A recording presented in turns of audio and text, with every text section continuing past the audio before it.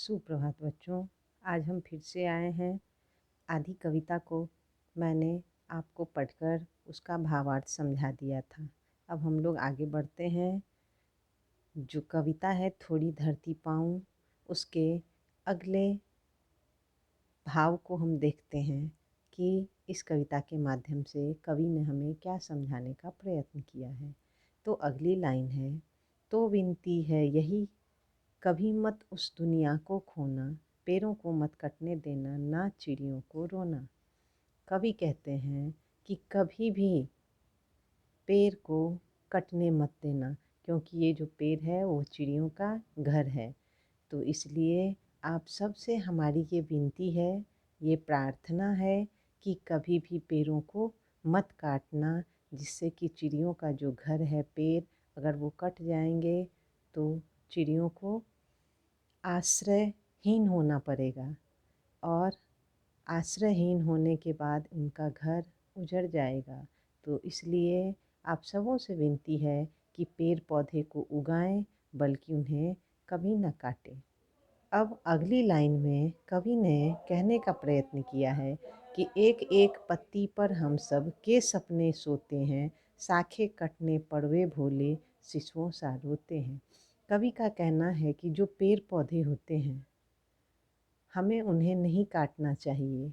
ये जो पेड़ पौधे होते हैं वो सजीव होते हैं और उसके एक एक पत्ते पर हमने अपने सपने को संजोया होता है। हम उस पेड़ को लगाए होते हैं, उसमें हमारी बहुत सारी सपने जुड़ी होती है उस पेड़ के साथ। तो अगर हम पेड़ के शाखे को काट देते हैं तो शाखों के कटने से क्या होता है कि वो जो पेड़ होते हैं वो शिशुओं सा रोने लगते हैं, बच्चों जैसे वो रोने लगते हैं। अब अगली पंक्ति है कि पेड़ों के संग बढ़ना सीखो, पेड़ों के संग खिलना, पेड़ों के संग संग इतराना, पेड़ों के संग हिलना।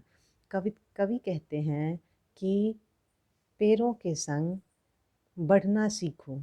जो हम पेड़ लगाते हैं वो पेड़ जैसे जैसे बढ़ते हैं हम उनको देखकर खुश होते हैं, और जैसे जैसे हम बढ़ते हैं वो पेड़ भी वैसे वैसे बढ़ने लगते हैं। उन पेड़ों को देख कर के हम बहुत खुश होते हैं। और कवि कहते हैं कि पेड़ों के संग खेलना सीखो, उसके साथ खुश रहना सीखो। जैसे जैसे पेड़ पौधे हिलते हैं, खुश होते हैं, इतराते हैं, वैसे वैसे तुम भी पेड़ पौधों के संग इतराना सीखो, खेलना सीखो, उनके साथ हंसना और मुस्कुराना सीखो। अब चलिए बच्चों आगे का लाइन देखते हैं। आगे के लाइन में कवि ने कहा है कि बच्चे और पेड़ दुनिया को हरा भरा रखते हैं, नहीं समझते जो दुष्कर्मों का वे फल चखते हैं। कवि इस लाइन के माध्यम से हमें समझाने का प्रयत्न करते हैं कि बच्चे और पेड़ दुनिया को हमेशा हरा भरा रखते हैं। अगर बच्चे नहीं हो इस दुनिया में और पेड़ ना हो तो ये दुनिया खुशहाल नहीं हो सकती है, क्योंकि जहाँ बच्चे होते हैं, जहाँ पेड़ होते हैं, वहाँ काफ़ी खुशहाली होती है। सब कुछ हरा भरा है, वहाँ सब कुछ खुशहाल लगता है।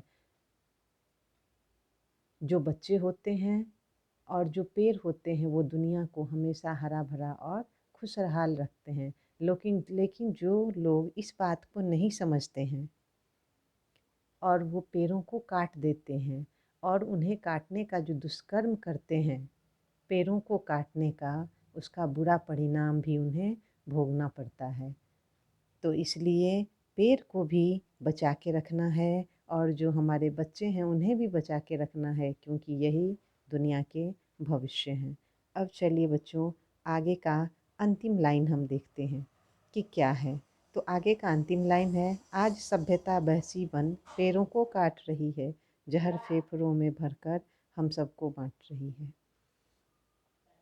आज क्या है, हमारी जो सभ्यता है, आजकल के जो मनुष्य हैं जो ऊंची ऊंची बिल्डिंग बना रही है, वो सोचते हैं कि हम ऊंची बिल्डिंग बनाएंगे तो लोग हमारा आदर करेंगे, सम्मान करेंगे।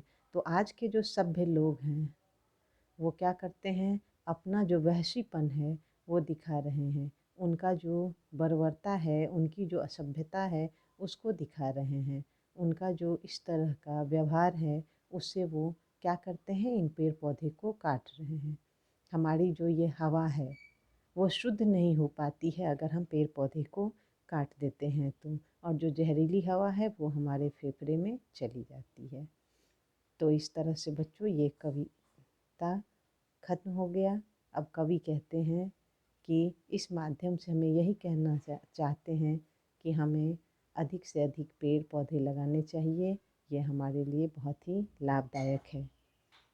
अब PDF के थ्रू मैंने ये कविता आपको भेज दिया है, जिसे आप पढ़ लेंगे और इस वीडियो के माध्यम से भावार्थ को याद कर लेंगे, कॉपी पर लिख लेंगे। अब फिर मिलते हैं अगले अध्याय के साथ, अगले वीडियो के साथ। धन्यवाद।